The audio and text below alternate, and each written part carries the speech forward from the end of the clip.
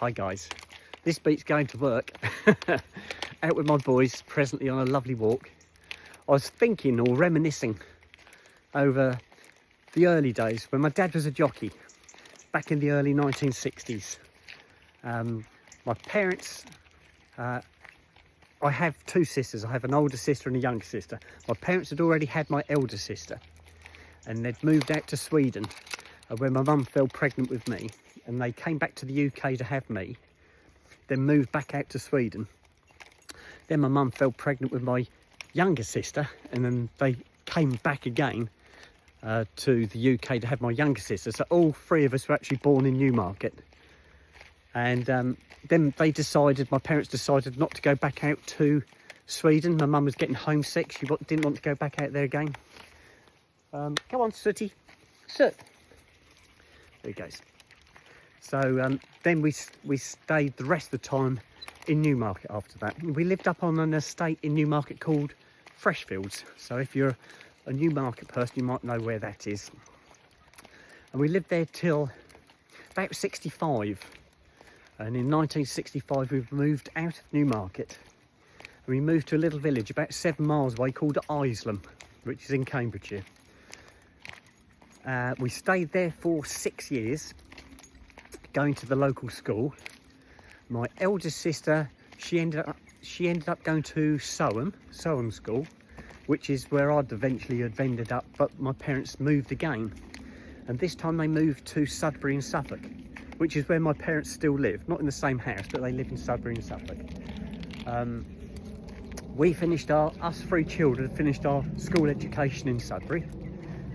All three of us, my eldest sister, she went into working for the bank, the NatWest.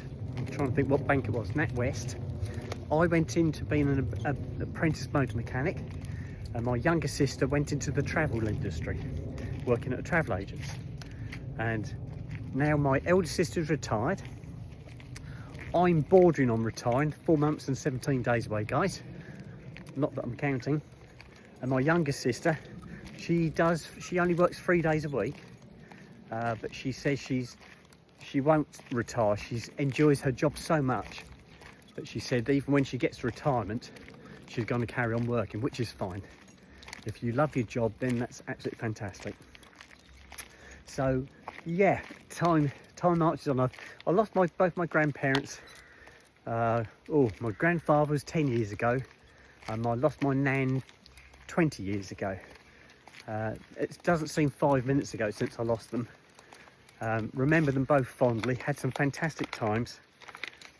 My most memorable time as a child was living in Isleham. Being a free-range child and having the run of the village. And this was a farming village. So there's lots of farms, lots of playing on the farms, in the fields. Down the river, falling in the river, falling in ditches, getting stung to death. As a child, you'd be running, in the 1960s, you'd be running around in shorts and t-shirts and sandals. You didn't tend to get to wear jeans until you got older. So yes, most children had scabs on the knees, plasters all over them, would always be stung.